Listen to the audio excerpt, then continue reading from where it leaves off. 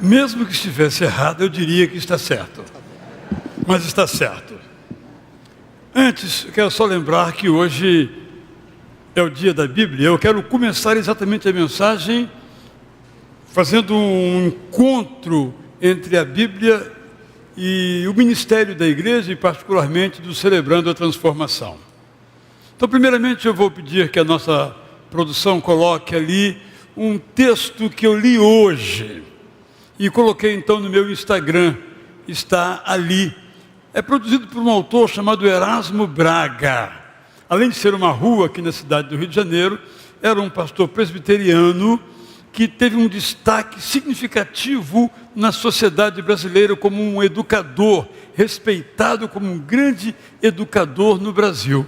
Ele então escreveu essas linhas. O português dele é o português dos anos 40, palavras que nós não usamos mais porque a língua é assim, mas ele disse sobre a Bíblia o seguinte: considerando a Bíblia pelo seu aspecto literário, não se compreende bem como intelectuais poderão permanecer indiferentes à grande fonte em que se abeberaram os que fizeram a nossa literatura eminentemente bíblica e deram a maciez velutínia, de veludo, não é? O tom suave e carinhoso ao nosso idioma. Ele cita alguns autores, Ler Bernardes, Frei Luís e Vieira, e não pesquisar o veio, isto é, a fonte, não é? De onde lhe saiu o ouro de lei, não faz sentido, ele está dizendo, não é? É possível, ele faz uma pergunta, desconhecer como fator da linguagem, do sentimento, das ideias de nosso povo, um livro que, consubstanciado com a corrente mais profunda que agiu sobre a civilização do Ocidente, isto é, a religião, exerce hoje mais amplamente que qualquer outro uma ação preponderante sobre a alma brasileira. É um modo de escrever que hoje já não utilizamos mais, não é? Mas eu queria deixar esse registro sobre isso para colocar sempre na nossa mente que a Bíblia, além de ser um livro de religião, vamos chamar assim, de fé, é um livro de muita beleza literária, e como ele mostrou bem, que acabou configurando os nossos autores. Machado de Assis é Bíblia, estilo de Machado de Assis é Bíblia. E os grandes autores, o estilo é bíblico. Quero deixar então esse registro sobre a perenidade do livro bíblico enquanto sabedoria.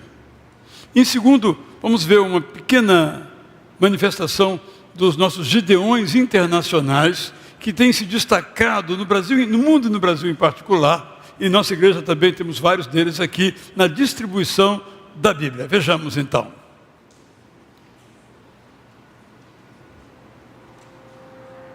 Jesus deu a seus discípulos a missão de pregar o Evangelho a todo o mundo, e essa missão continua urgente, pois muitos ainda não conhecem a Jesus Cristo. É exatamente isso que o Ministério de Os Gideões Internacionais tem feito. Por mais de 120 anos, estamos comprometidos em levar a palavra de Deus a homens, mulheres, meninos e meninas em cada canto do planeta. Acreditamos que distribuir Bíblias e Novos Testamentos é uma das maneiras de ganhar os perdidos para Cristo, porque Deus promete em Isaías 55:11 que a sua palavra não voltará vazia. Como associação de homens de negócios e profissionais cristãos, ao lado de suas esposas, os Gideões distribuem a palavra de Deus em escolas, hospitais, presídios e outros locais onde as igrejas muitas vezes não conseguem chegar. No Brasil, em mais de 60 anos, já foram distribuídos milhões de exemplares. Anualmente, mais de 3,5 milhões de pessoas recebem o Novo Testamento gratuitamente. Você pode ser parceiro deste ministério, orando por cada pessoa que recebe a palavra, pois a oração abre portas nas escolas e nos corações de cada um que recebe um Novo Testamento. Empresários e profissionais cristãos também podem se juntar como membros deste ministério, impactando vidas. Não há maior investimento do que ver uma vida transformada pela palavra de Deus. No mês de dezembro, comemoramos o Dia da Bíblia, um dia muito especial para todos os gideões e auxiliares ao redor do mundo. E neste dia, fazemos um apelo a vocês. Doando apenas R$5, você pode colocar um Novo Testamento nas mãos de alguém e levar a esperança do Evangelho a uma vida. Faça parte dessa missão.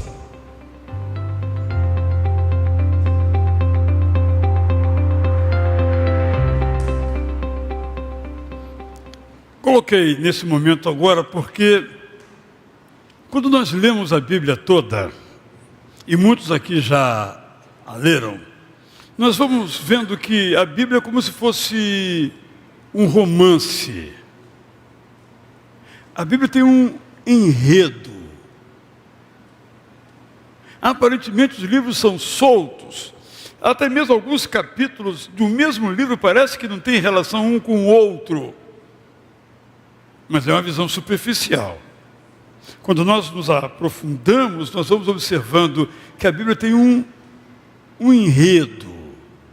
Mal comparando, quando no carnaval tem as escolas de samba e contam um enredo, que para mim é sempre o mesmo, mas você vê que cada parte dos que entram na avenida contam uma história até chegar à apoteose. Isso é um enredo. É numa novela, é assim, num livro de ficção é assim, até mesmo na poesia é assim. E o autor, chamado Ezequiel, um profeta, ele nos diz qual é o tema do enredo. Sim, diremos que é o amor de Deus, é verdade. Mas ele coloca de uma outra maneira que me tocou profundamente.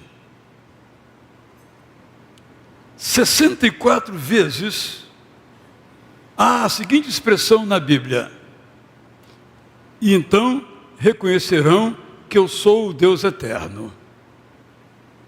E dessas 64, 54 estão no livro de Ezequiel.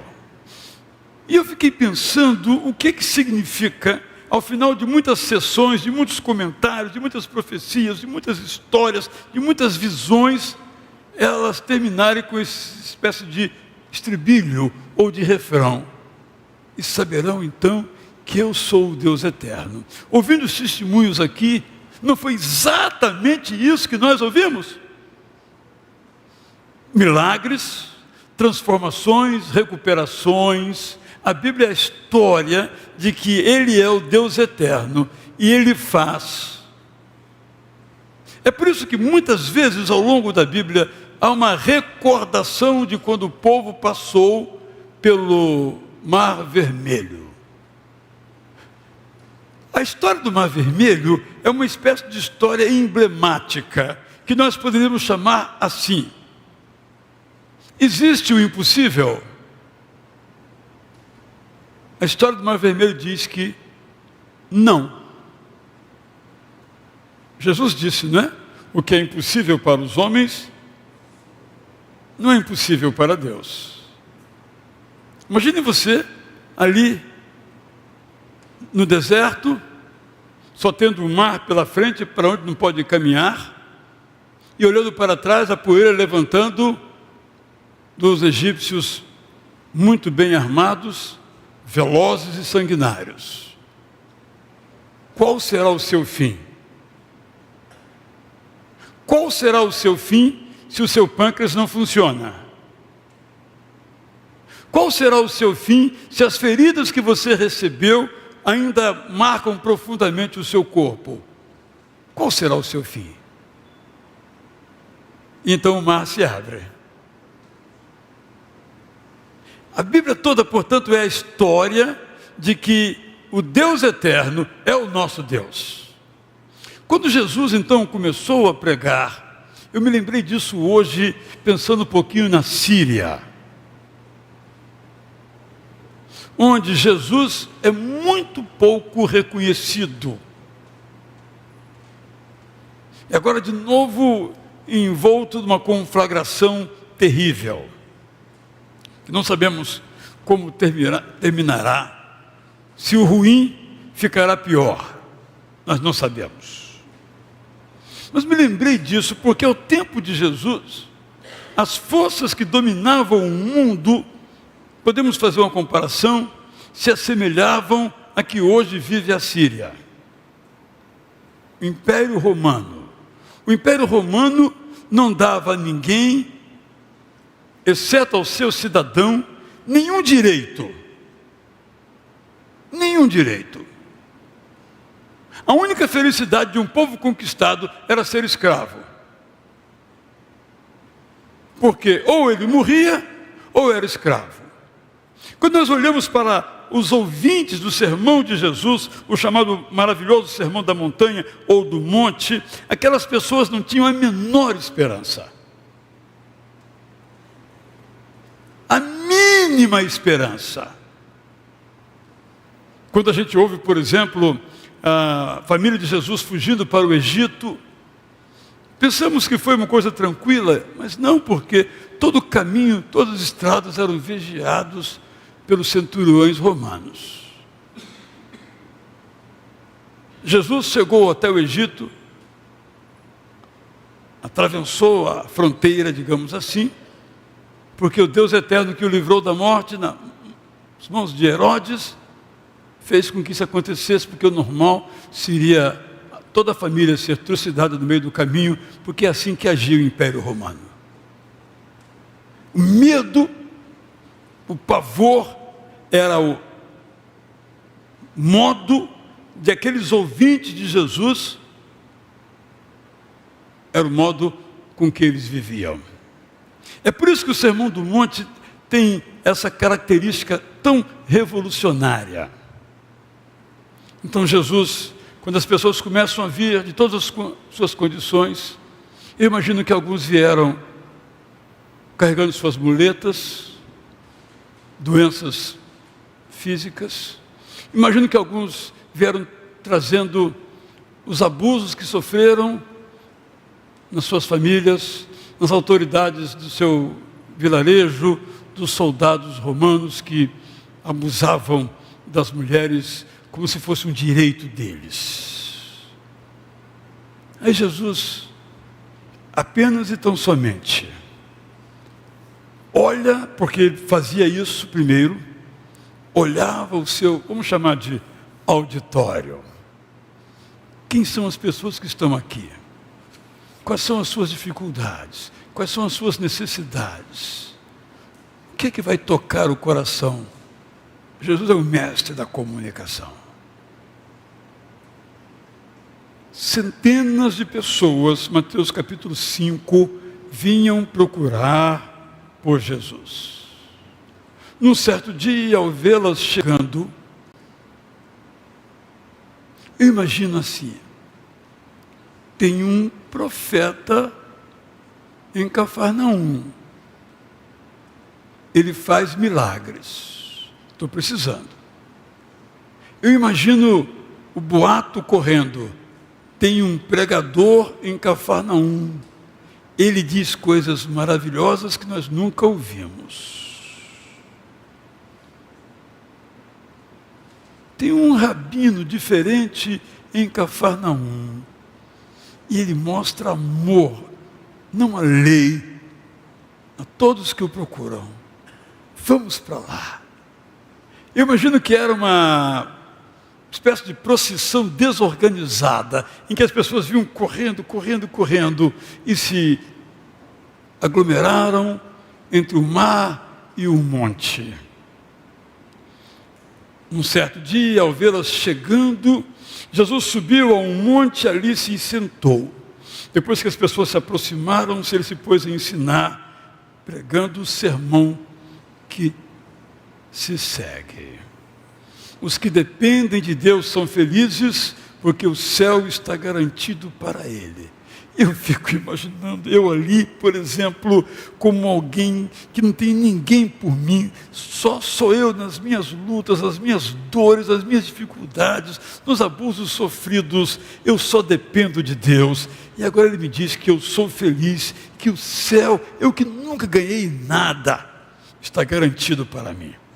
É isso que Jesus Cristo faz. Isso é o Evangelho. Os que choram são felizes, porque receberão o conforto que precisam. Viver naquela época, irmãos e irmãs, era só chorar. zero esperança, zero possibilidade. Os que lutam, mas não lançam mão da violência, são felizes, porque receberão o que buscam. Ah, se a humanidade ouvisse esse verso, né? Porque nós, para ter os nossos direitos, temos que brigar, bater e matar. E os outros de igual modo. E às vezes as vítimas não somos nós. Os que passam fome, sofrem injustiça, são felizes, porque terão as suas necessidades atendidas. Ah, que maravilha ouvir isso, né? Passo fome, tenho direito a nada, mas eu escuto que os que passam fome, sofrem injustiças, são felizes, porque terão as suas necessidades atendidas. Uma vez, inclusive, ele multiplica os pães, 2 vezes ele multiplica pães, e todo mundo se alimentou. Essa era a necessidade. Os que agem com compaixão com os outros são felizes, porque serão tratados com compaixão. O que era ser alguém fiel a Deus naquela época? Era seguir a lei. Goste ou não goste, siga a lei. Se você seguir a lei, você vai ser feliz.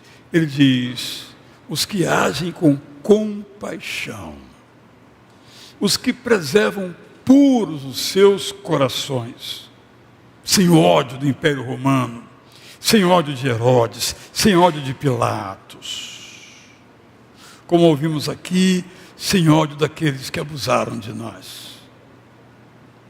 São felizes, corações puros, porque encontrarão alegria plena no Deus eterno.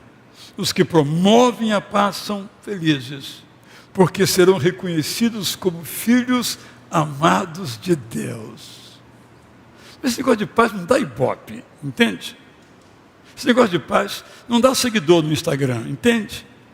Mas se você põe uma guerrinha, uma pimentinha, uma tretinha, você, todo mundo te segue. Mas não são filhos de Deus. Filhos de Deus é quem promove a paz. Os que enfrentam perseguições por amar a justiça são felizes, porque o céu está garantido para eles. E o texto então prossegue. À luz disso, irmãos e irmãs, à luz dos testemunhos que ouvimos aqui, dos belos cânticos que escutamos aqui, eu quero só fazer uma ponte entre o que eu mencionei de Ezequiel e agora o Sermão do Monte. Ouvimos indiretamente isso daqui. Quando nós olhamos a história de Israel, desde Abraão, depois o povo organizado, e o povo fazendo o que sempre fez. A história nós conhecemos. Chegamos a ouvir algum profeta dizer assim: o Deus eterno me manda dizer, eu desisti de vocês. Mas o profeta continua, mas Deus diz, eu mudei de ideia. Eu continuo fazendo tudo o que eu puder por vocês. Então, Jesus Cristo é essa demonstração.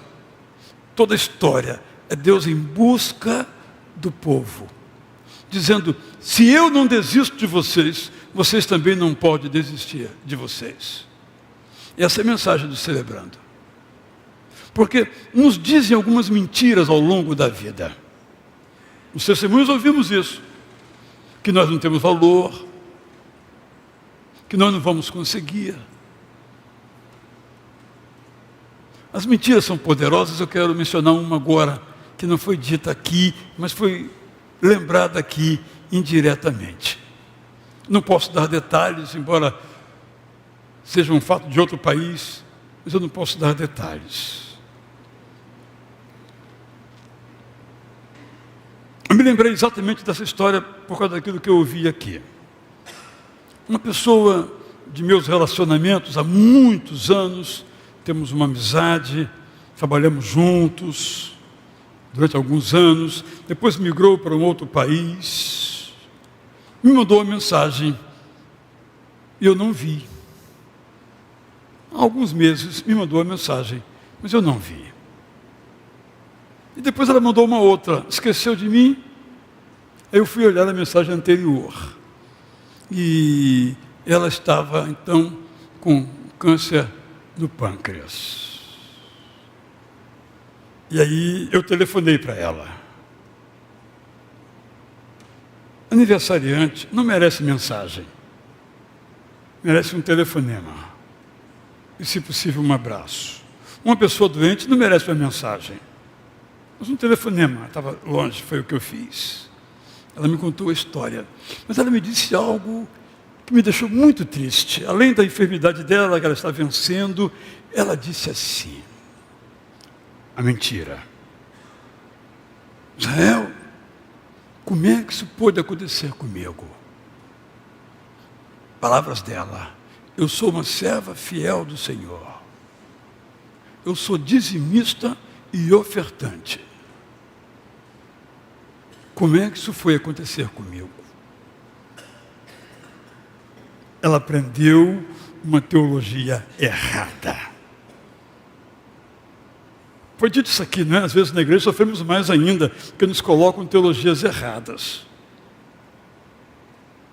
Ela está sofrendo duplamente, como se no fundo ela não merecesse e estava sofrendo. Talvez devesse ter algum pecado escondido e Deus agora estava castigando para ver se ela aprende. Essa é a teologia que nós aprendemos. Não aqui, graças a Deus, não é? Mas ela está inscrita em nossos corações e nossas mentes. Nós ouvimos muitas mentiras sobre Deus e mentiras sobre nós, além dessa, uma que é a seguinte: você não vai conseguir. Seu caso é perdido. A vida inteira massacrado, agora não tem jeito. Desiste. Espera a morte que ela vai chegar. Aí no céu você vai ter uma vida feliz. Não, essa não é a mensagem da Bíblia. Eu agradeço muito por tantos irmãos que estão aqui e não desistem. Irmãos, há muitos anos, entrou por aquela porta ali uma senhora. Eu estava aqui já, estava pregando. Eu vou ilustrar como é que ela entrou. Ela entrou assim, quase não conseguia encontrar o banco. Aí, ao final, no culto, ela falou comigo, e eu falei do que ela podia fazer na igreja, e decorrido algum tempo, eu a vejo aqui durante o dia na igreja, nessa postura, não mais assim. Assim. Tem jeito a vida. Jesus veio para dar jeito à nossa vida. Mas, além de não acreditar em mentiras a nosso respeito acerca de Deus, nós não podemos desistir de nós mesmos. Foi mencionado aqui o fato de que às vezes mulheres sofrem nos seus casamentos. Mas esse não é o projeto de Deus para a sua vida. E às vezes ouvimos mentiras. Não, você não pode sair do casamento, porque o casamento é inseparável para sempre. É uma mentira. No sentido de, se você casou com uma pessoa que mata você a cada dia, você tem que ser livre. Mas é mais fácil repetir conceitos. Pessoas que não querem mudar, mas querem massacrar. E você não pode ser alvo desse massacre. Você tem o direito de ser livre e buscar o seu caminho. E aqui, nos celebrando, nós celebramos. Eu preparei uma mensagem, mas até agora nem olhei as minhas notas. Eu queria insistir nesse ponto. Eu acho que as mensagens foram pregadas aqui, hoje. Eu só precisava dizer o seguinte: dá tempo ainda. Há muitos anos eu escrevi um Bom Dia, e depois saiu publicado no livro Bom Dia Amigo, e eu falava sobre, era dezembro, eu dizia, ainda dá tempo. Não sei qual é o contexto, tem muitos anos isso. E aí uma pessoa me ligou: Israel, estamos aqui era uma gráfica, estamos aqui na gráfica, e realmente abarrotados de trabalho, e nós não íamos entregar muitos dos nossos produtos. Aí eu li o seu Bom Dia. Aí dizia, ainda dá tempo. E nós entregamos todos os trabalhos que nós tínhamos aqui na gráfica. É disso que estou dizendo. Ainda dá tempo. Ah, mas eu já tenho 70 anos. Eu agora estou com a seguinte prática. Quando eu leio assim, um idoso de 66, eu falei, não, isso não é idoso. Para mim, idoso é mais de 72. E o ano que vem eu vou mudar, tá bem? Ano que vem eu vou mudando. Idoso é depois de mim. Antes de mim não é idoso. Brincadeira essa parte para dizer o seguinte. Não importa a sua idade. Ainda dá tempo. Quantos anos você tem de vida pela frente? Quem é que sabe? Faz de conta que são 100. E você vai viver 100 anos daqui para frente assim, nesse sofrimento todo, se você pode ser feliz. Não é isso? Porque o Evangelho, irmãos, ouvimos isso aqui, com isso eu termino. Ele não promete o mundo da Mulher Maravilha. Esse mundo não existe. Mas, pensando exatamente no Sermão do Monte, Jesus está falando com pessoas sofridas, sem perspectiva. Ele diz, vocês são felizes. Agora, é uma caminhada, é uma jornada, ou para usar a linguagem aqui do Celebrando, é um ciclo e que nós temos que fazer. Eu não estou aqui dizendo, venha para o Celebrando, embora esteja, mas estou dizendo o seguinte, eu amo esse texto bíblico de João 10, parte B.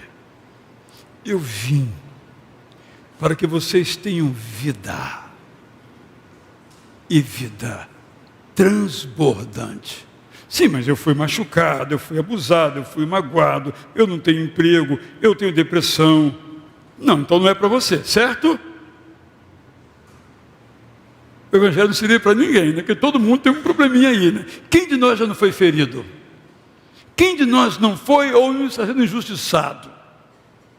Quem de nós no emprego, o áulico? Pois procura o que é essa palavra do dicionário. O áulico é promovido. Incompetente é promovido, porque ele é áulico. E nós que somos trabalhadores, mas somos sérios, não ficando elogiando quem não precisa ser elogiado, etc, etc. Não somos promovidos. Quem de nós não viveu isso? Quem de nós não tenta fazer uma coisa e não consegue? Todos nós. Então o Evangelho é para todos nós. É uma caminhada que começa com o desejo.